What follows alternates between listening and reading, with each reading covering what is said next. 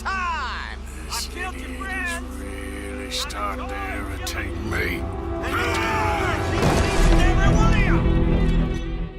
Rockstar's Red Dead Redemption 2 is a bona fide classic in every measure of the word, but so too were its two predecessors, Red Dead Revolver and Red Dead Redemption 1. The thing that the original Red Dead Redemption had over Revolver and even Red Dead Redemption 2 was its fantastic Undead Nightmare DLC. That was so good it even warranted its own standalone physical release, which is something you don't see all that often. It offered Red Dead Redemption players a whole new reason to play, and a whole new experience within the Red Dead Redemption world. Similar enough, of course, to be called a Red Dead Redemption expansion, but different enough for players of the original game to give it a shot, and maybe people who didn't even like the original game to try it as well. While the whole let's take our game but add zombies in it idea is fairly played out at this point, and it was even a little played out then, Red Dead Redemption Undead Nightmare did a really good job at expanding on the world in a fun way. But that, of course, begs the question of whether or not Rockstar will ever do a DLC like the one Red Dead Redemption got for Red Dead Redemption 2. Oh, they bad people. Bad folk. Animals. A lot of them. You know, I ain't never heard no night folk speak. There's not been one peep out of no night folk. Not that I ain't heard it, at least. Imagine not uttering a sound. Can you fathom that?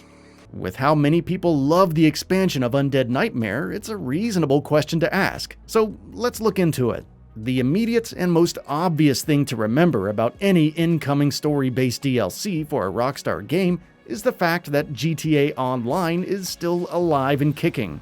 Even though Red Dead Redemption 2 has sold gangbusters and is extremely successful, and even has its own online mode that has its own dedicated fanbase, more DLC for Red Dead Redemption would further split up the Rockstar audience, and could potentially put the large amount of people that are playing Grand Theft Auto Online and spending money on there in danger of becoming cannibalized by having too many things to play within the Rockstar family. It might seem like a bit of a cold-hearted perspective to have, but it makes sense for Rockstar to maintain their GTA Online audience as long as they possibly can. It's nothing short of a complete cash cow for them, and to be fair, it's a rather fun experience and totally justifies its place among the people who play it. So with that said, any extra DLC for another Rockstar game should not be pursued lightly, as it could have consequences that reverberate through other Rockstar games, like, of course, Grand Theft Auto 5. Rockstar has largely said as much last year, publicly stating that they currently don't have any plans for single-player DLC for Red Dead Redemption 2. But could that change? Crazier things have happened. Developers go back and forth on these sorts of things, especially as the circumstances that created the original opinion change. If GTA Online were to suddenly start losing its luster with fans, why wouldn't Rockstar revisit the idea of some sort of single-player DLC for Red Dead Redemption 2? Given that, those who are hoping for some sort of expansion might be heartened to realize that GTA Online is not quite what it used to be just a couple short years ago. After a fairly sharp and consistent incline in concurrent players all the way to 2016, Grand Theft Auto Online has seen a bit of a drop-off that's been generally on its way down since February of this year.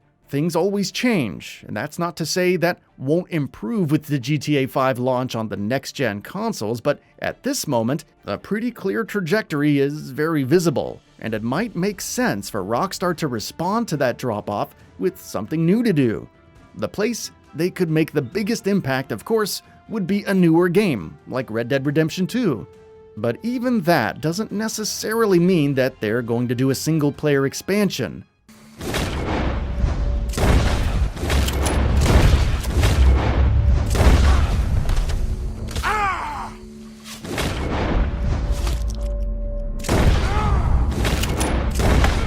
A multiplayer expansion could be just as, if not more, logical for them to do at this point. Perhaps boosting the Red Dead Redemption 2 multiplayer with different modes would make more sense for them, since that would fit in with their current model a little better.